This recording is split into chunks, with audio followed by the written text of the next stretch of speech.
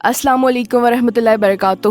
میں ہوں صباحت مغل اور آپ دیکھ رہے ہیں ایس ایم پروڈکشن. آج میں بات کروں گی کہ اسلام میں عورت کا مقام کیا ہے. عورت نے اگر ساڑی پہنی ہے، شلوار قمیض پہنی ہے، ٹراؤزر پہنا ہے، چوڑی دار پاجامہ پہنا ہے، سر سے پاؤں تک چادر میں لپٹی ہے، دوپٹہ گلے میں ڈالا ہے، دوپٹے کے بغیر ہے، پورے آستینے پہنی ہے، آدھی آستینے پہنی ہے، برقع پہنا ہے یا ٹانگیں ننگی ہیں، چاہے جس بھی طرح کے لباس میں ہے اس کا ریپ ہو جاتا ہے. عورت چاہے 3 سال کی بچی ہے، 4 سال کی اسکول جانے والی بچی ہے، 8 سال کی قرآن پاک پڑھنے والی بچی ہے، 14 سال کی بلوغیت میں قدم رکھنے والی بچی ہے، 20 سال کی جوان ہے، 40 سال کی، 50 سال کی بزرگ، 70 سال کی برگزیدہ یا پھر قبر میں لیٹی ہو تو اس کا ریپ ہو جاتا ہے. عورت کا مذہب اسلام ہو، سکھ ہو، عیسائیت ہو، یہودیت ہو، چاہے وہ کسی بھی مذہب سے تعلق رکھتی ہو یا کسی بھی فرقے سے تعلق رکھتی ہو، اس کا ریپ ہو جاتا ہے. کالی ہو، گوری ہو، سانولی ہو، موٹی ہو، پتلی ہو، چھوٹی ہو یا لمبی، اپائچ ہو، اس کا ریپ ہو جاتا ہے. مسئلہ اگر لباس، عمر، مذہب، رنگ، سائز کا نہیں تو پھر مسئلہ ہے کیا؟ مسئلہ ہے ہوس زدہ ذہنوں کا مسئلہ ہے، درندگی کا مسئلہ ہے، انسانیت سے گرنے کا مسئلہ ہے. جی میں بات کر رہی ہوں ریپ کی. انڈیا میں ریپ کیسز بہت زیادہ ہیں، جیسا کہ آپ سب کو پتہ ہے کہ ٹاپ لسٹ پر انڈیا کا نام ہے، اور آج انتہائی افسوس سے کہا جاتا ہے کہ اب اس لسٹ میں پاکستان بھی شامل ہو گیا ہے. پاکستان کی بنیاد اسلام ہے، اسلام کے نام پر یہ پاکستان بنا ہے، اور انتہائی افسوس سے کہا جاتا ہے کہ جس ملک کی بنیاد ہی اسلام ہو اور اس میں یہ سب کچھ ہو رہا ہو. اسلام ہمیں کیا سکھاتا ہے؟ اسلام ہمیں عورت کی عزت کرنا سکھاتا ہے، اسلام ہمیں عورت کے حقوق سکھاتا ہے، اسلام ہمیں عورت کا تحفظ کرنا سکھاتا ہے. ہوا کی بیٹی کیوں کر محفوظ نہیں ہے؟ کل لاہور موٹر وے پر ایک دل ہلا دینے والا واقعہ پیش آیا. ایک خاتون اپنے 2 بچوں کے ہمراہ موٹر وے پر سفر کر رہی تھی. اس کا تعلق گجرانوالہ سے تھا اور وہ لاہور گئی تھی کسی کام سے، اور پھر واپسی پر جب لاہور سے گجرانوالہ جا رہی تھی تو راستے میں اس کی گاڑی کا پیٹرول ختم ہو گیا.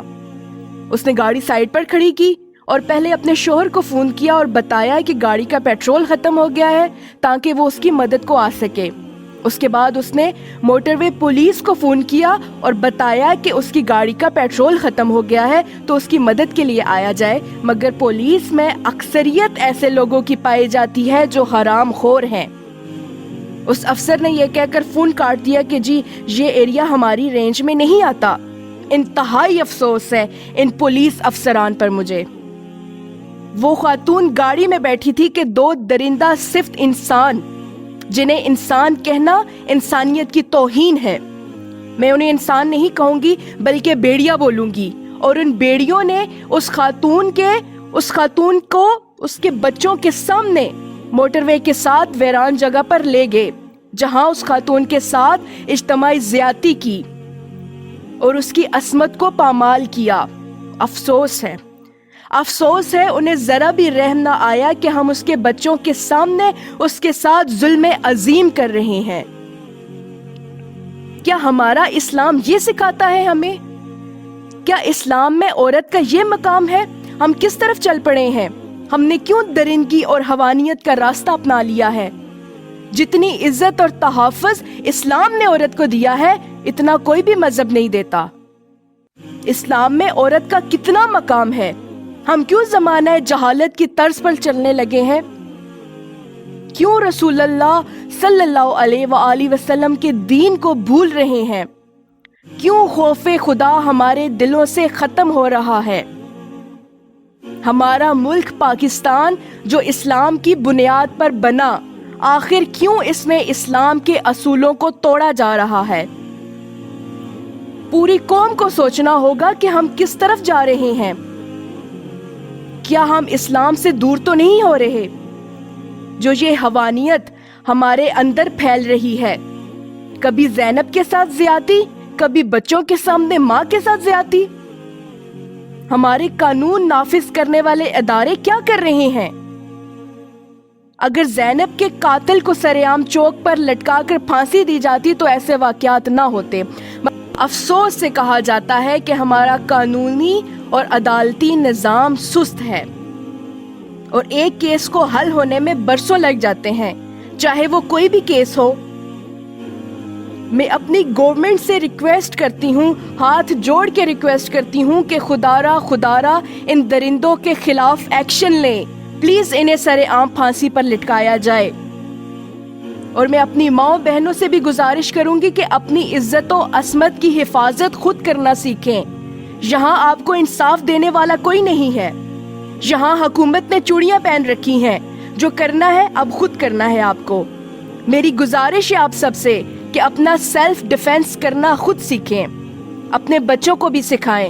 ہر عورت کو چاہیے، میں سب کو یہ ایڈوائز کروں گی کہ ہر عورت کو مارشل آرٹس آنا چاہیے تاکہ وہ اپنا سیلف ڈیفینس خود کر سکے، اپنے بچوں کو بھی ٹرین کریں۔ اور ہمارے معاشرے کی ہر خواتین کو چاہیے کہ وہ سیرت حضرت فاطمہ سلام اللہ علیہا اور سیرت بی بی زینب سلام اللہ علیہا کو اپنائیں، باپردہ رہیں، خود کو کنیزان فاطمہ بنائیں۔ اگر ہمارے معاشرے کی عورتیں ایسا کریں تو شاید ہمارے معاشرے میں کچھ بہتری آ سکتی ہے۔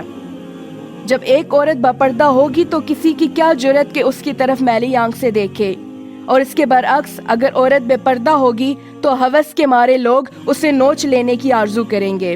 میری سب بہنوں سے گزارش ہے کہ بے پردہ رہیں، محفوظ رہیں۔ ایک بات میں پھر بولوں گی کہ اپنا سیلف ڈیفینس کرنا ضرور سیکھیں پلیز، تاکہ آپ کو کسی کے بھی انصاف کی ضرورت نہ پڑے۔ شکریہ، والسلام علیکم ورحمۃ اللہ وبرکاتہ۔